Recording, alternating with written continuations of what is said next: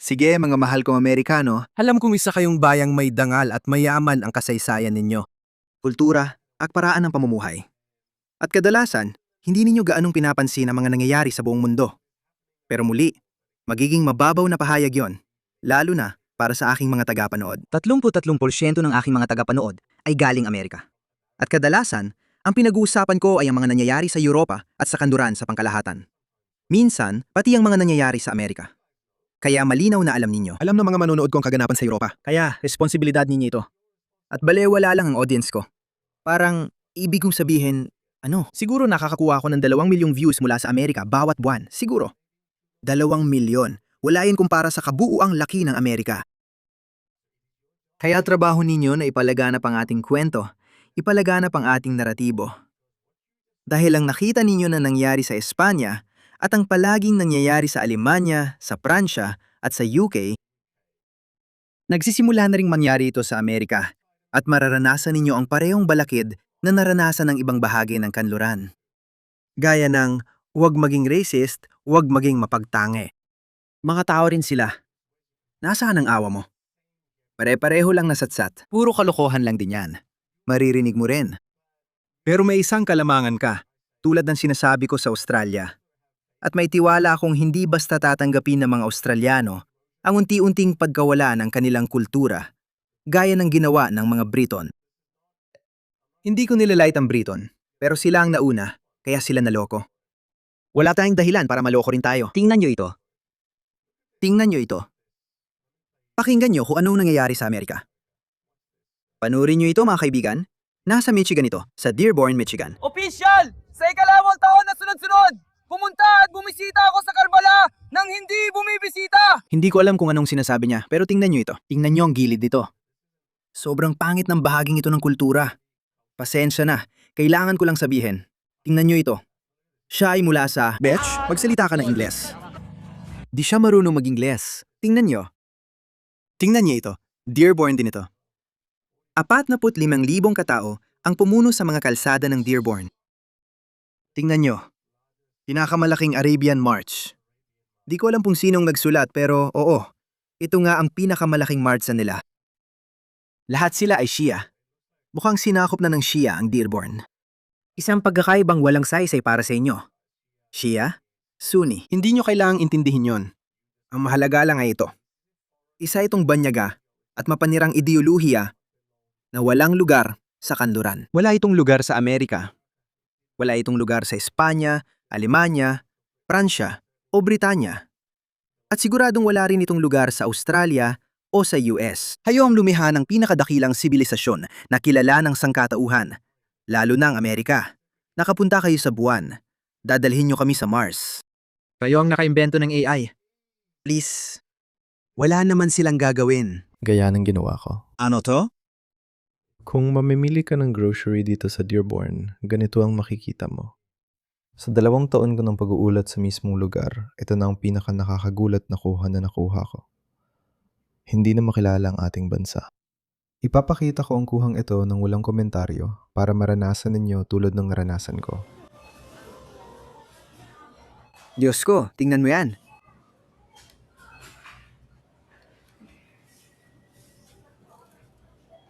Magiging magulo na ito.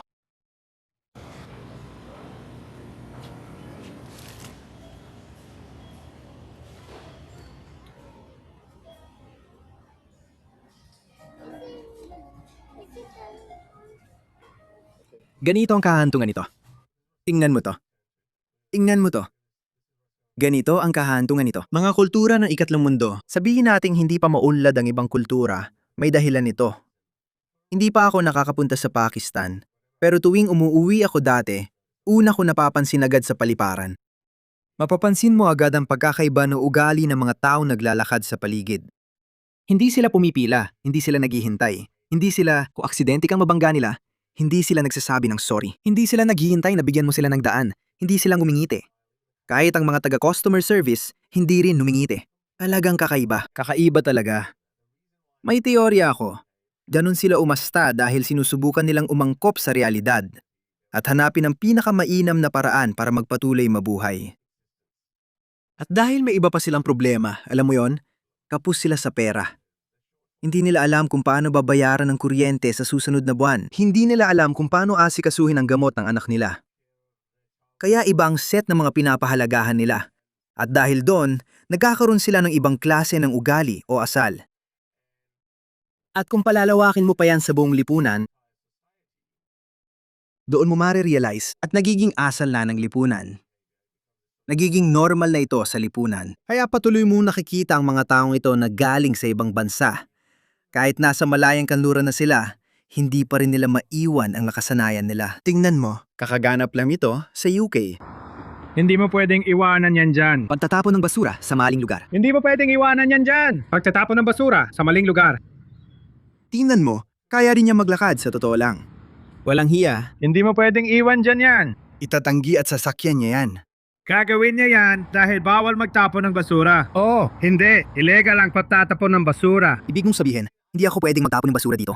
Akala ko kasi, alam mo yun, tingnan mo, may iba rin nagtatapon dito. Kaya akala ko ayos lang. Ipapasok ko ito sa apatis at sa sa'yo. Maasikaso siya. Oo. Walang hiya. Sumakay siya sa scooter, sinundan sandali ng lalaki, tapos ayun na. Ipinapakita nila ang mga asan na ito dahil nakaprograma silang umasta ng ganoon. Maaring tunog bastos, pero hindi natin pwedeng baliwalain ang datos. Ang datos. Nasa harap natin ito. Naniniwala akong parang nakapag-PhD na ako rito. Kaya akong magsulat ng disertasyon tungkol dito. Panurin natin ang video na ito tungkol sa kabiguan ng multiculturalism. Mahaba ito, 7 minuto. Kaya ipapakita ko na lang ang video ni Amy Mack, isang pambansang yaman ng Amerika. Sana balang araw ay makuha niya ang Presidential Medal of Freedom o kung ano man ang pinakamataas na parangal sa Amerika. Malapit na nating marinig ang azan dito sa Masjid Darul Hijrah. Bismillahirrahmanirrahim. Binalaan namin kayo. Amerika, binalaan na namin kayo. Matagal na itong nangyayari sa UK. Mga 5 o 6 na taon na. Marami ko ng beses na ipakita ang mga videong yon at sinabi naming mangyayari ito. Sinusubukan din nilang gawin ito sa Sydney. Matindi ngayon ang laban ng Lakemba Council, pero binabatikos at pinipressure sila ng lokal na Muslim na komunidad at ng mga karaniwang suspect, ang mga baliw na woke na matitinding makakaliwa. Para payagan yon. At kapag pinayagan mo yon, ganito ang mangyayari. Tingnan mo to. Makasaysayang sandali.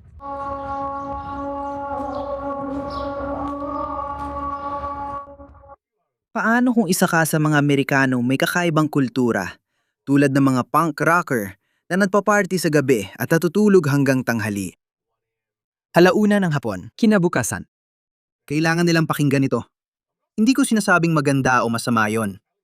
Sinasabi ko lang sa inyo, nawawala na ang inyong mga katangiang kultural. Mahalaga ito. Bakit hindi ito mahalaga? Ang iyong katangiang kultural, mabuti man o hindi, ay iyo pa rin. Kailangan mo itong paunlarin bilang lipunan, pagbutihin o alisin. Kahit ano pa, nasa iyo yon. Hindi mo dapat ginagawa yon dahil sa panlabas na presyon na lumilika ng evolusyonaryong presyon sa iyo. Nagbibigay sila ng evolusyonaryong presyon sa iba, tapos umalis din. Sa huli, magiging 100% Muslim ang populasyon at magkakaroon sila ng sariling komunidad. Hindi na ito magmumukhang bahagi ng Amerika. Magmumukha na itong bahagi ng gitnang silangan. Bakit?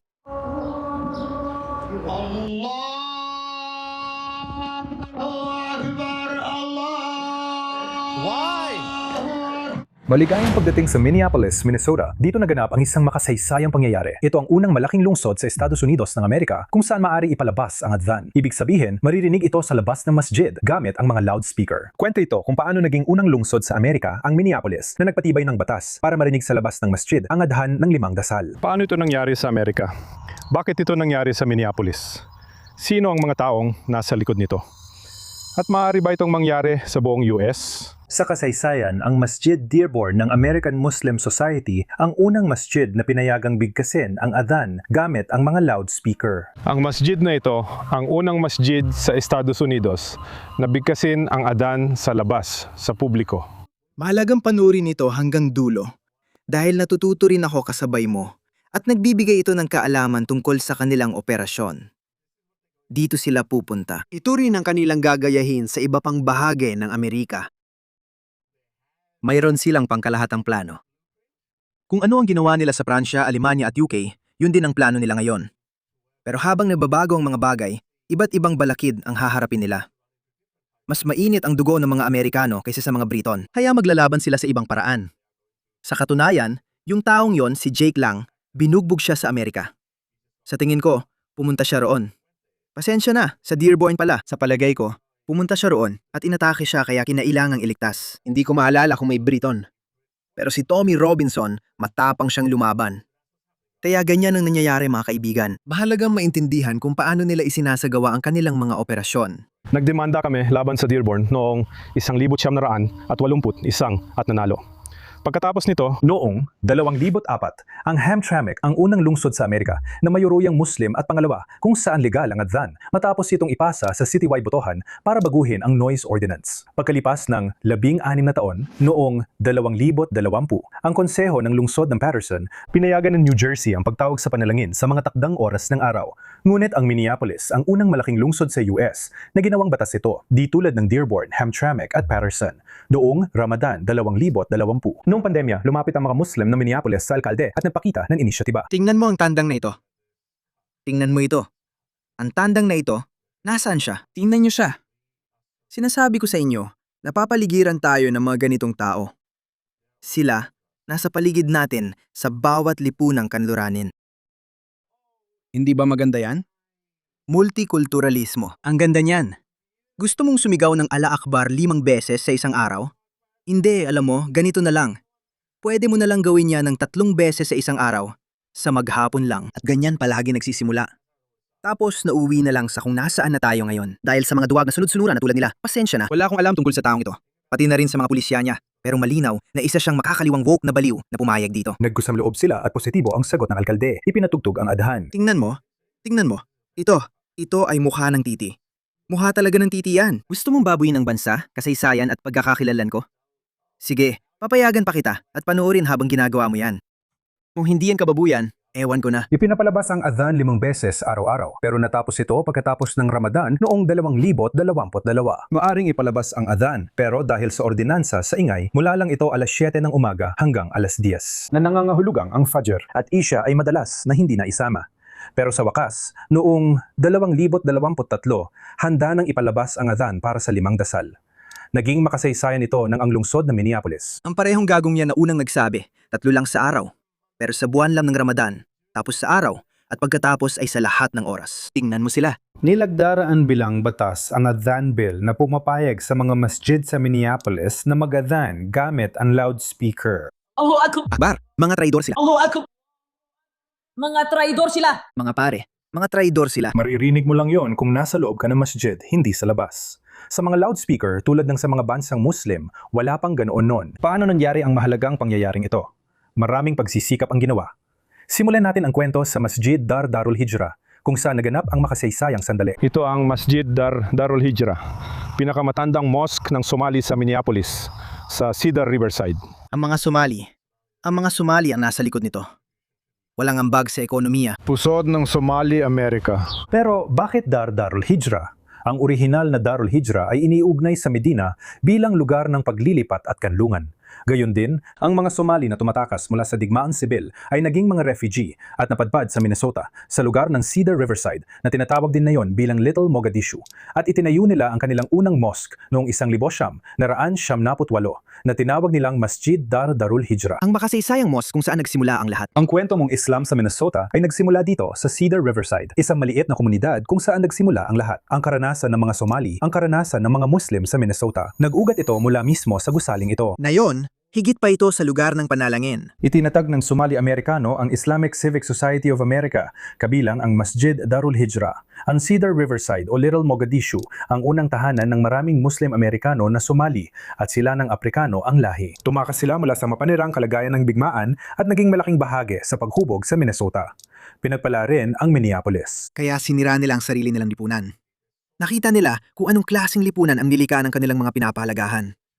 Pero masyado silang mangmang para maintindihan na ang mga pinapahalagahan nila ang naging dahilan ng lahat ng kaguluhang kinailangan nilang takasan. At pumunta sila rito, dala-dala ang kanilang mga pinapahalagahan. Mapanirang siklo ito, mga pare. Hindi kailanman gumana sa kasaysayan ng artipisyal na paghahalo ng mga kultura. Dahil bawat lipunan ay kailangan dumaan sa sarili nitong proseso ng ebolusyon para malampasan ang mga problema, hamon, at matanggal ang masasamang gawi, magpakilala ng mga bagong gawi, bagong pamantayan sa kultura.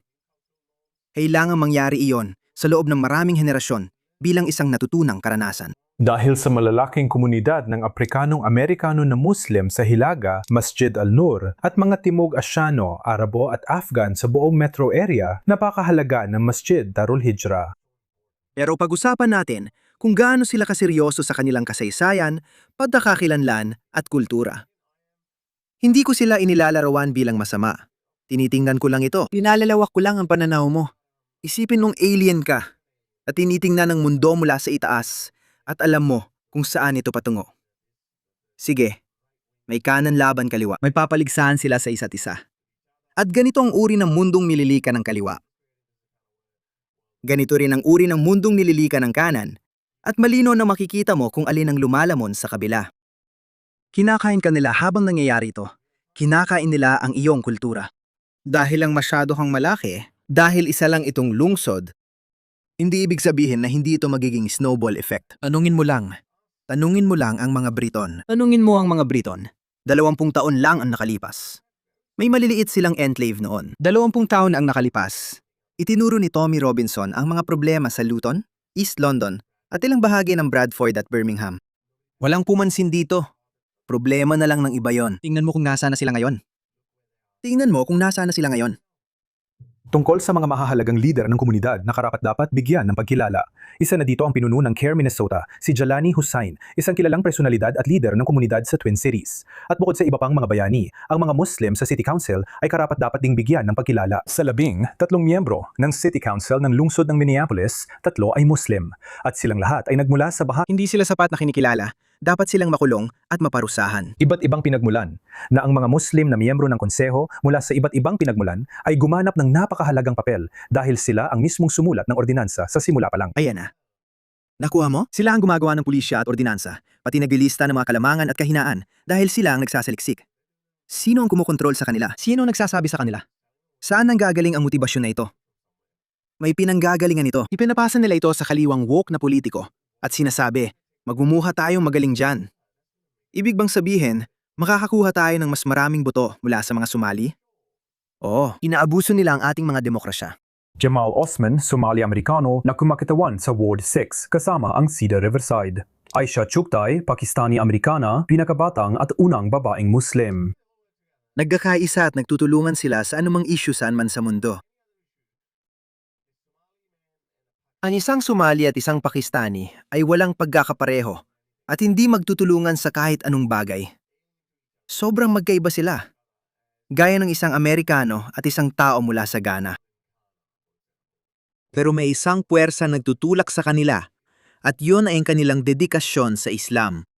Iyon lang. Miyembro ng konseho ng Minneapolis, si Jeremiah Ellison, politiko at aktivista, anak ni Keith Ellison, unang Muslim na kongresista at kasalukuyang Attorney General ng Minnesota. 3 sa kanila na lumipat ng panig ay tumulong mahikayat si Mayor Jacob Frey na pirmahan ang batas. Noong Nobyembre 2023, si Oren Chowdhury, isang Bengali-American, ay naging ika-4 na Muslim na miyembro ng City Council para sa ward. Ang tanong ay, gaano ito kahalaga? Ang makarinig ng adhan para sa mga Amerikano-Muslim? Kapatid Osman, ano ang pakiramdam mo bilang Muslim sa Amerika kapag naririnig mo ang adhan sa labas? Sa unang pagkakataon, maganda, alhamdulillah, maganda ang pakiramdam. Paalala na kaya nating lumika ng kapaligiran ng takwa saan man tayo magpunta. Hindi naman marami sa atin ang talagang ipinaglalaban ang pagpapahayag ng relihiyon. Kailangan nating simulan gawin yon ng mas madalas at ipagmalaki, hindi lang basta alam mo. Hindi mo kailangang payagan ito. Pasensya na, wala namang personalan. Pero ang ginagawa ninyo, laban ito sa aming mga pinahahalagahan. Laban ito sa aming paraan ng pamumuhay. Hindi namin gusto na nakikinig sa parang asnong nag-iingay ng alas 5 ng umaga at alas 9 ng gabi sa gabi. Hindi namin gusto yon. Mabuti para sa inyo. Kung gusto niyo yon, bumalik kayo sa Somalia. Pwede kayong magtayo ng kahit ilang mosque doon. Pasensya na, hindi ninyo magagawa kasi wala kayong kahit ano doon. Hindi ninyo alam kung paano magtayo. Hindi ninyo alam gumawa ng komplikadong lipunan. Pasensya na, hindi namin kasalanan. Kailangan naming magdesisyon. Napakalinaw nito. Tingnan mo kung anong kaya nilang ialok. Anong inialok nila kapalit? Ano ang inialok nila? Wala. Pandoloko? Pagsandal sa ayuda? Pandaraya? Krimen? Fault. Tingnan mo ang tindi ng put ni Ilhan Omar tuwing siya ay nagsasalita sa mikropono. Ano ang kanilang ibinibigay? Ibig kong sabihin, kung tumatanggap tayo ng mahusay mula Noruega at Sweden, alam mo, Hindi lang nila dala ang kanilang yaman, ang kanilang talino, ang kanilang mataas na kultura, pati na rin ang kanilang kagandahan. Sasabihin ko, sige, alam mo, gusto mo ba magkaroon ng maliit na pista ng Viking doon? Sige. Gusto mo mag-ingay minsan sa kanto? Sige, tatanggapin namin yan. Pero tingnan mo rin kung anong meron tayo dito at anong kapalit niyan. Si Ilhan Omar ba? Yan ba ang nakukuha natin? Nakukuha natin si Ma'am Dani mula Uganda. Ano yon? Wala silang naiambag. Kaya ang tanong, bakit natin ito pinapayagan? At gaya ng sinabi ko, hindi ito magtatagal. Hindi ito magtatagal. Ito ay isang impyernong pagsasama na napatunayan ng libu-libong taon ng kasaysayan. Hindi nagsasama ang magkasalungat na pagpapahalaga.